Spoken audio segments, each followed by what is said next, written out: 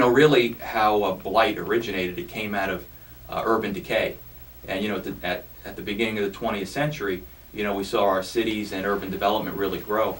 And what happened after World War II, you saw a flight to the suburbs. And a lot of people left the cities. And then there was discriminatory practices like redlining and things like that a lot of minorities couldn't leave the city. So you saw really urban rot or urban decay, dilapidation of buildings. And then that's how, and governments realized we have to do something about this. So I think that's where the whole redevelopment came to be. And if you go back and look at the statutes, the Florida statutes, the short title for the community redevelopment, it says this part shall be known and may be cited as the Community Redevelopment Act of 1969. So that's when you really saw the decay back in the late 60s, which is right after World War II, as people exited the cities. By the late 60s and early 70s, you get into the slums. The ghettos were formed because of those minority or discriminatory practices, and you see the word slum and you see the words blight throughout the whole Florida statutes on community redevelopment. So those words are almost interchangeable. But then you have to say, when you drive around Parkside, is that a slum? Is that what the intent of the act was really meant to be? Because remember, this is known as the Community Redevelopment Act of 1969. So what was going on back then? Does it really apply to what we're doing today?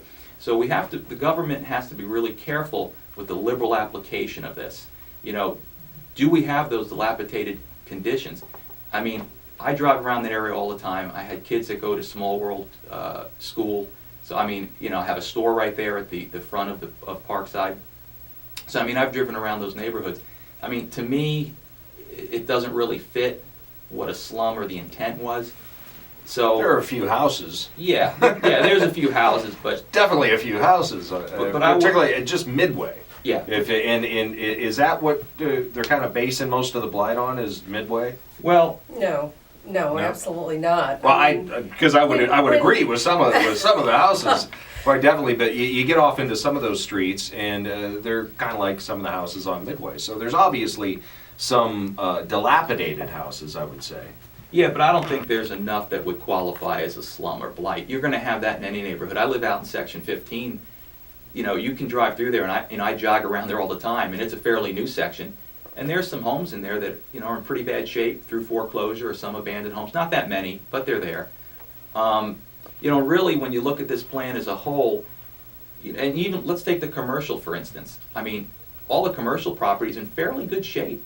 There's nothing there that I can look at and say, there's a quantifiable or a large amount of commercial that's completely dilapidated and unusable. Yeah, it's old.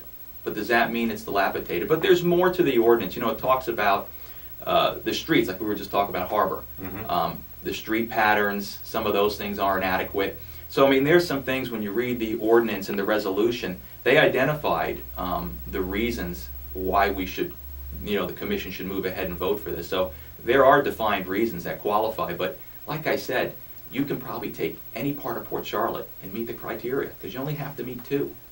So yeah, but this is just. My question is, where are you going with this? I'm just. It's a done deal. And No, I agree, it's a done deal. The reason I'm talking about it is because I've spoken to a lot of people. I'm trying to explain this is the history behind blight. Here's the application, and here's where we are today. So, we have to educate people on what it is first, because like I said, if they don't know what blight is or where it came from, or what it was intended to be, part of the whole thing with this is you have to communicate to the public. And if the commission, and even the commissioners mentioned it yesterday, good ideas, not the right outreach. And I was here at the inception of this thing 2 years ago, and I was there when Murdoch Village was done over a decade ago. And it was ran through back then. I'm talking about Murdoch Village now. So I was first-hand account. I was a witness to the whole thing. And I remember asking the commissioner at the time, chairman, I said, how are we going to pay for this? And he says, oh, we've got developers lined up. And they went in there and condemned all the property. They ultimately took 6 lots from us because we had lots back there, and I have a store there right now. So, they blighted the area, but the homes weren't, they were in great shape. We built most of the homes back there because our offices was right at the front of Murdoch Village. So, I have that history, and then I was involved in this 2 years ago. And what I learned the first time around is, great idea. Again, goes back to planning. We need planning. It's an older part of town. You know, a lot of those homes were built back in the 40s, 50s.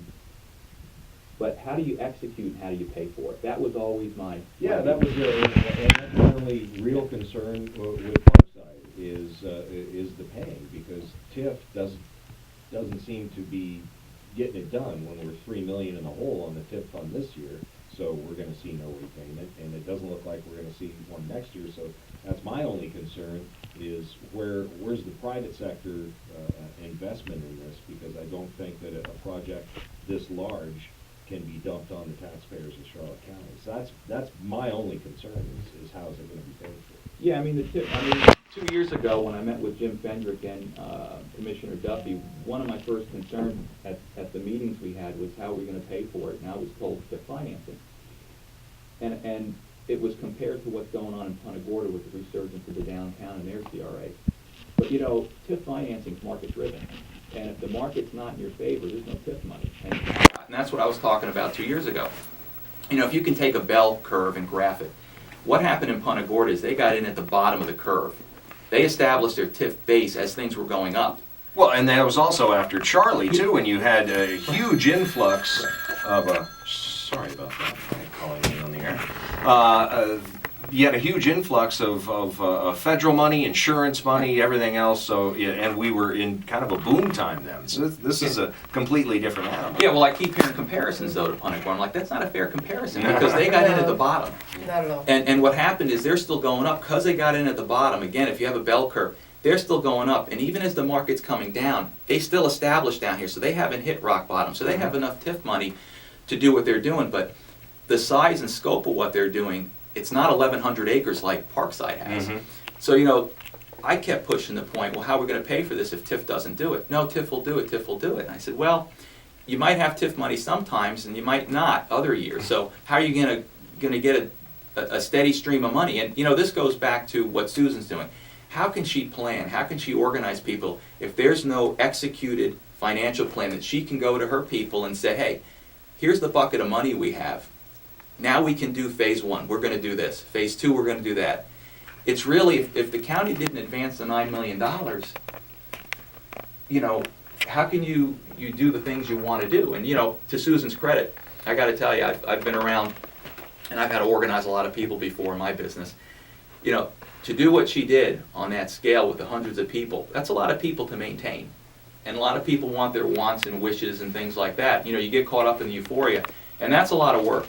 And it makes it difficult when you can't go back and say, well, here's a defined plan, here's how we're going to do it, and here's the money. The money may be there, it may not be there. You know, if they didn't advance the money, I don't know what Susan would be able to tell Team Port Charlotte. Well, I have to say, though, that, you know, this is, when you look at the entire CRA and how we're approaching getting things done, there are kind of two segments to it. There's the county segment, which is infrastructure, and those are the types of projects that are done everywhere in the county. That's what the county does. Whereas what we have done is Team Port Charlotte has sort of looked at ourselves as the adjunct to the county, and that is doing all the things that the county simply isn't going to do. Like we're planning a Parkside Like International Fall communication to the Festival. people. Yeah. There you go. Hey, That too. that's great. Can we get to the Fall Festival? I got to take another break, and then we'll be right back talking about that and more. And we'll be here next hour doing it as well, right here on News Radio 1580 WCCF.